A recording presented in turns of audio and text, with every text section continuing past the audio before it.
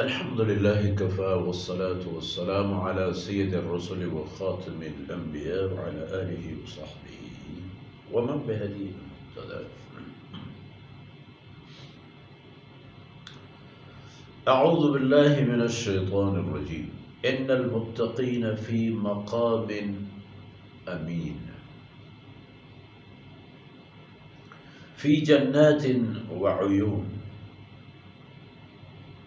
يلبسون من سندس واستبرق متقابلين كذلك وزوجناهم بحور عين.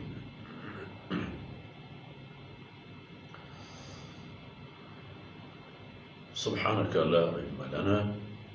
إلا ما علمتنا إنك أنت العليم الحكيم. رب اشرح لي صدري ويسر لي أمري واحلل عقدة من لساني يفقه قولي واجعل لي وزيرا من أهلي رب زدني علما وارزقني فهما ثم أما بعد. گرامی قدر بھائیوں بہنوں اور پیارے بچوں، ہم نے مشاہدہ کیا کہ پچھلی آیتوں میں ان لوگوں کی باتیں اور حالات بیان ہوئی جو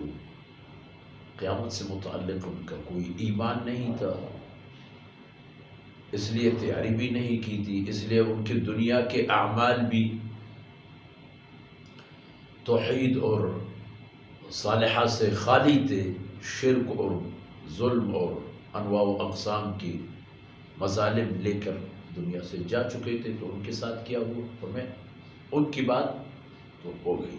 اب جنہوں نے یہاں ایک قانون اپنایا، جنہوں نے یہ کلمہ پڑھ لی لا الہ الا اللہ محمد رسول اللہ، اس کلمے کی تقاضوں کی جب بات سامنے آئی انہوں نے عمل کیا۔ انہوں نے جب زبان پر کلمہ کی بات آئی تو زبان پر وہی باتیں کی جن کی اجازت، کان سے وہی باتیں سنی جن کی اجازت، آنکھ سے وہ چیزیں دیکھی جن کی اجازت، اور کھانے پینے میں بھی انہوں نے وہی کچھ کیا جس کی اجازت تھی، آنا جانا لینا دینا سب انہوں نے کلمہ لا الہ الا اللہ کے دائرے میں کر دیا۔ تو یہ ہو گئے مؤمن تقوی دار۔ ان المتقین فی مقام امین، قیامت کے دن جب ہوگی اور وہاں انسانوں کی اضطرابی حالت یہی ہوگی کہ سب کو اپنے غم لاحق ہوگی کہ پتہ نہیں کیا ہوگا،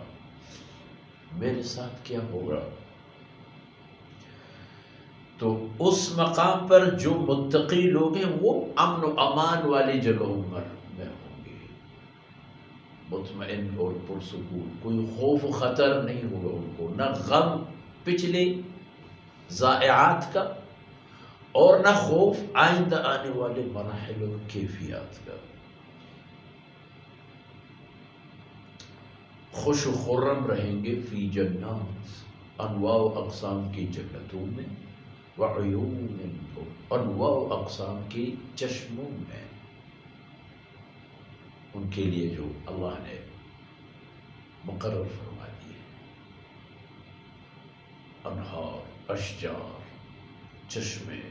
انواع و اقسام کی تلذذ اور لطف اندوز ہونے کی چیزیں، جہاں صرف اور صرف خوشی اور سکون ہو، بس کچھ اور نہ ہو۔ اسی طرح کے مقامات پر ہوں گے جنہوں نے کلمہ لا الہ الا اللہ پڑھنے پر خوف کا سامنا کیا،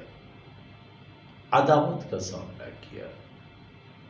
اس پر مار کھایا، تکالیف برداشت کی، جان و مال قربان کر دیے، وہاں ہی تمام حالات اس کے لیے سکون و عافیت کے ہوں گے، جنات اور باغات میں اور انواع و اقسام کی چشمے۔ یلبسون من سندس و استبرق، ان کی پوشاک وہاں ہوں گی ابریشم۔ دو قسم کے ابریشم ہوتے ہیں، دنیا میں بھی اور آخرت میں۔ یہ یہاں دنیاوی جتنے بھی وسائل سامان ہیں وہ اخروی سامان جو جنت میں اللہ رب العزت ہمیں عطا فرمائیں گے، یہ ان کی تصاویر ہے، ان کے عکس ہے، وہ چیز نہیں ہے۔ تو دبیز ریشم اور ہلکے پتلے ریشم یہ ان کی پوشاک ہو گئی، حسب اشتہا،